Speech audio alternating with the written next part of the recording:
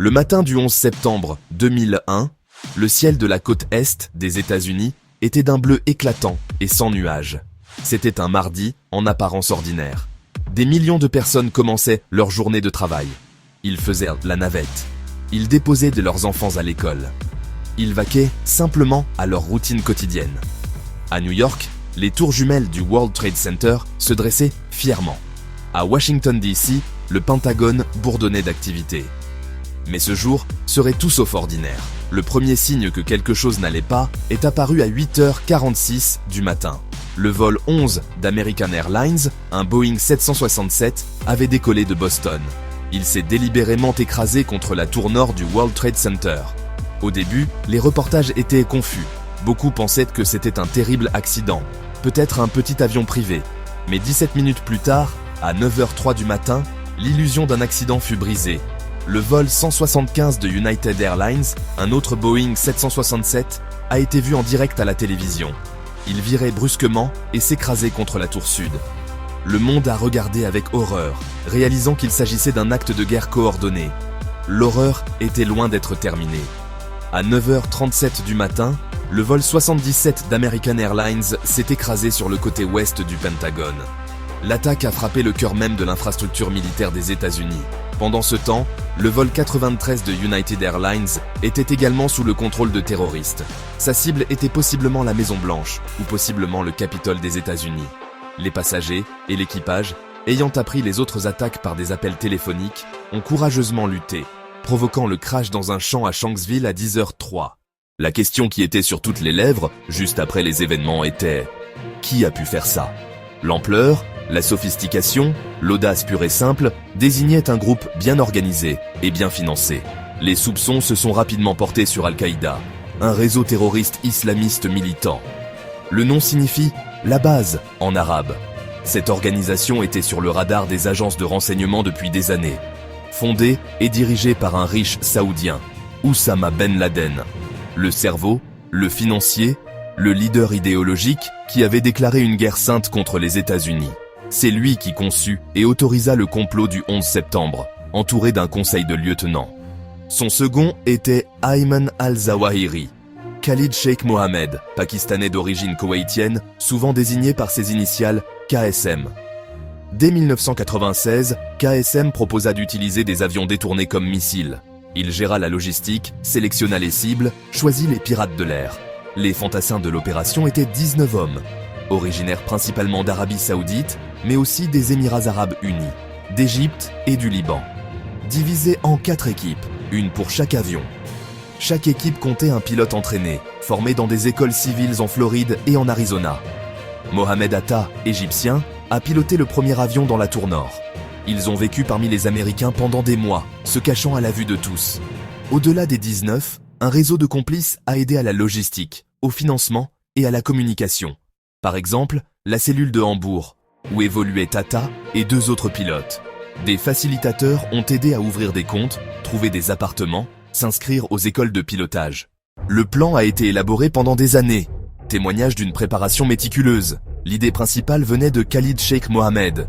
Utiliser les avions de ligne commerciaux comme armes de destruction massive. Le plan comportait plusieurs phases distinctes. Sélection dans les camps, loyauté, martyrs, éducation, capacité à se fondre en Occident. Ils reçurent une formation militaire et un endoctrinement idéologique intense. Les pilotes furent envoyés d'abord en Allemagne, puis aux États-Unis sous couvert d'étudiants.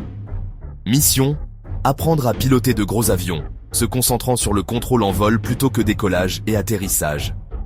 Ils communiquaient par messages codés, recevant des fonds et les dernières instructions. Les moyens utilisés étaient d'une simplicité choquante. Pas d'armes à feu ni d'explosifs, mais des cutters et la menace d'une bombe. À l'époque, la sécurité était moins stricte. De petites lames pouvaient passer. Les pirates ont attendu l'altitude de croisière, puis ils ont agi. Ils ont pris d'assaut les cockpits, maîtrisant ou tuant pilotes et personnel, regroupant les passagers à l'arrière. Ils ont désactivé les transpondeurs, rendant le suivi difficile. Ils ont dirigé les jets vers leurs cibles prédéterminées à New York et Washington. La précision des impacts montrait l'efficacité de leur formation sur simulateur. De la planification en Afghanistan aux derniers instants dans le ciel américain, ce fut l'exécution d'une conspiration à long terme. Une opération à plusieurs niveaux qui a exploité les libertés et les systèmes de son ennemi. Le coût humain fut incommensurable, près de 3000 vies perdues. Pour comprendre pourquoi la direction d'Al-Qaïda était en Afghanistan, revenons à la guerre froide. En décembre 1979, l'Union soviétique a envahi l'Afghanistan. Face à une insurrection grandissante de moudjahidines, ceux qui s'engagent dans le djihad. Les États-Unis optèrent pour la guerre par procuration. La CIA lança l'opération Cyclone, l'une de ses plus longues et coûteuses opérations. En partenariat avec l'ISI pakistanaise, armes, formation, financement aux moudjahidines. Les Stinger changèrent la donne, abattant appareils soviétiques. 10 ans plus tard, l'URSS se retira, épuisé. Parmi les volontaires étrangers, un riche saoudien, Oussama Ben Laden. Il créa le MAC pour acheminer argent, armes et combattants vers le front. Les attentats du 11 septembre n'étaient pas la première tentative de frapper les États-Unis. Un camion piégé explose sous la tour nord. 6 morts, plus d'1 millier de blessés. Opération menée par Ramzi Youssef, neveu de KSM. Attaque quasi simultanée. 224 morts, milliers de blessés. Ben Laden au premier plan. Frappe contre des camps en Afghanistan et un site au Soudan. Ben Laden échappe. 2 kamikazes en bateau explosent. 17 marins tués, 39 blessés. Preuve qu'Al-Qaïda pouvait frapper même des cibles militaires. Projet de bombarder une douzaine d'avions au-dessus du Pacifique. Idée d'avion-marme déjà présente. Malgré ces signaux, les services n'ont pas relié tous les points. L'amitié était née d'un ennemi commun, non de valeurs partagées.